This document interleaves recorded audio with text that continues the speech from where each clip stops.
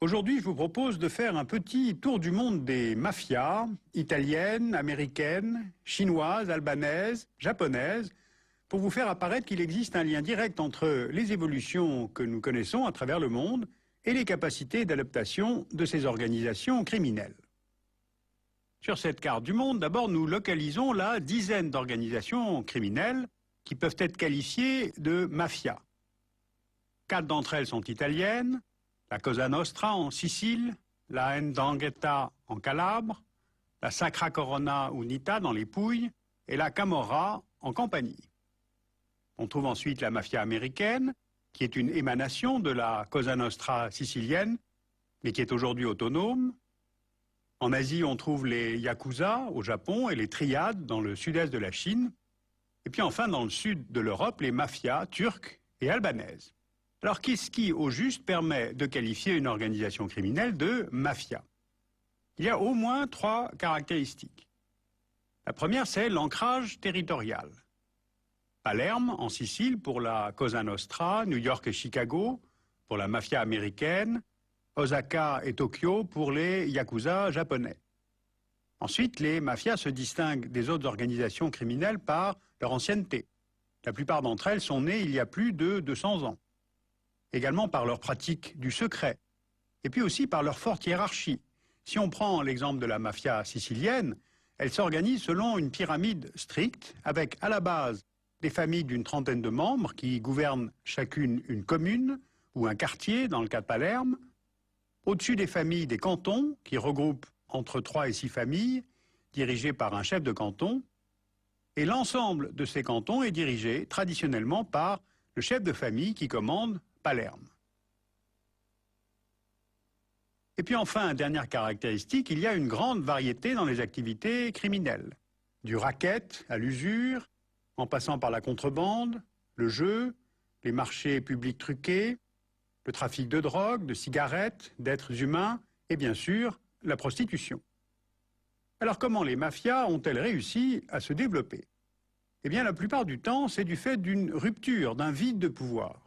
2 exemples. La Cosa Nostra naît dans la région de Palerme au début du XIXe siècle, à un moment où le système agricole, basé sur de grands domaines, est remis en cause. Les grands propriétaires terriens recrutent alors des gardes privés pour s'opposer aux révoltes paysannes. Et peu à peu, ces gardes s'enrichissent, deviennent autonomes et prennent le nom de Cosa Nostra. Et si cette Cosa Nostra se développe dans l'après-guerre, c'est parce que, après le débarquement allié en Sicile en 1943, les Américains installent au poste de maire ou de préfet des hommes ayant des liens avec les clans mafieux, ceci pour assurer le maintien de l'ordre. Et cette proximité entre mafia et politique sera en fait renforcée par la crainte de l'expansion communiste. Par exemple, Cosa Nostra appelle à voter démocratie chrétienne. Idem pour les Yakuza. Cette organisation remonterait au XVIIe siècle, à l'époque Shogun Tokugawa, lorsque les samouraïs ont été démobilisés.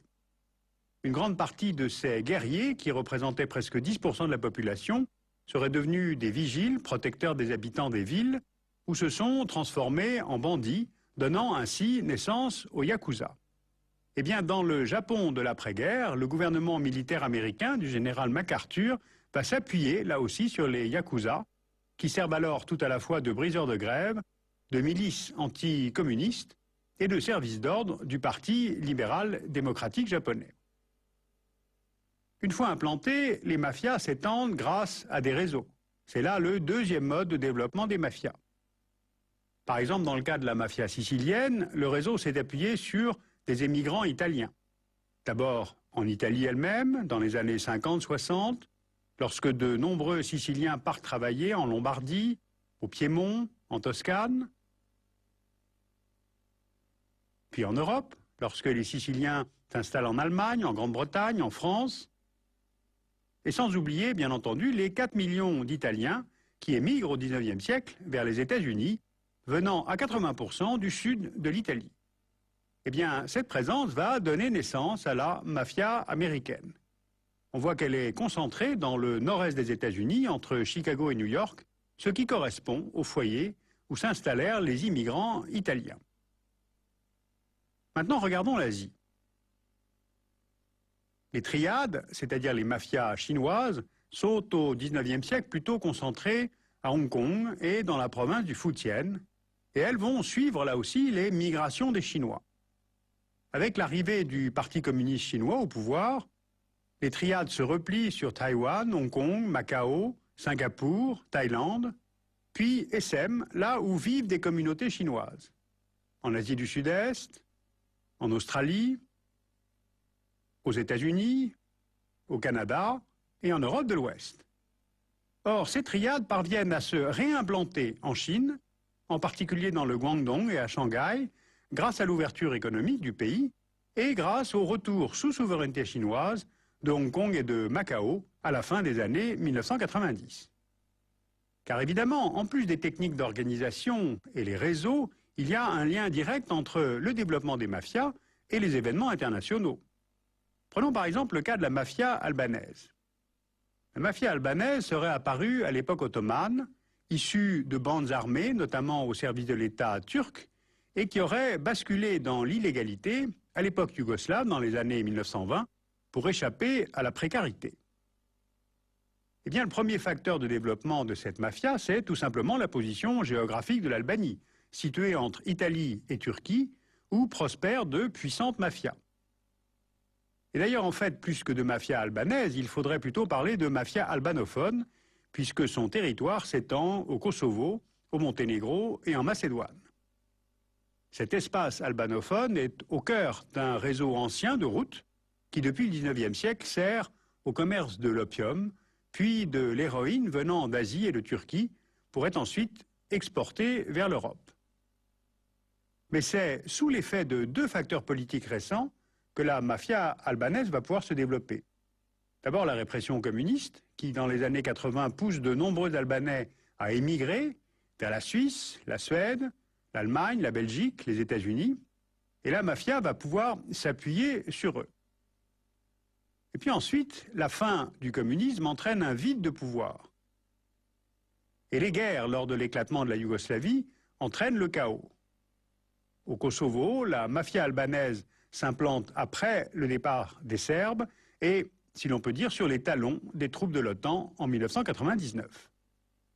Alors cette mafia, qui est d'une très grande violence, a pour activité principale le trafic de drogue, de cigarettes et d'êtres humains. Un tiers du marché européen des stupéfiants passe aujourd'hui entre ses mains pour une valeur estimée à 2 milliards d'euros par an, soit 15% du produit intérieur brut albanais. Alors en résumé, le vide du pouvoir, les réseaux, les facteurs politiques, plus une grande capacité à s'adapter. Il n'existe historiquement aucun exemple de mafia ayant été détruite. La survie d'une mafia sur un territoire s'explique par son infini talent pour corrompre. Elle infiltre le monde politique, les milieux économiques, le BTP, l'immobilier, traitement des déchets, les spectacles, le tourisme, l'hôtellerie, le jeu et les casinos.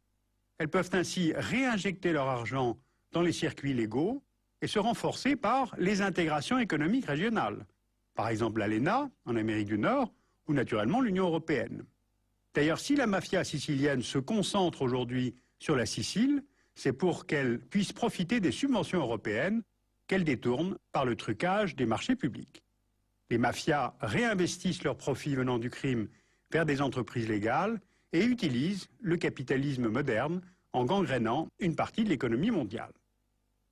Voilà ce petit tour des mafias pour vous montrer en quoi cette criminalité est un phénomène qui suit les évolutions économiques et les événements géopolitiques internationaux. Si les mafias brassent beaucoup d'argent, elles produisent aussi beaucoup de précarité. Elles ne créent pas d'emplois, elles ne redistribuent pas. La mafia paupérise les économies locales et seuls les parrains s'enrichissent. Une dernière précision, il n'y a pas convergence entre objectifs mafieux et objectifs terroristes. Le terrorisme a besoin de visibilité, tandis que les mafias cherchent à demeurer invisibles, au contraire. L'univers terroriste est guidé par des objectifs politiques, alors que l'univers de la mafia est seulement motivé par l'argent.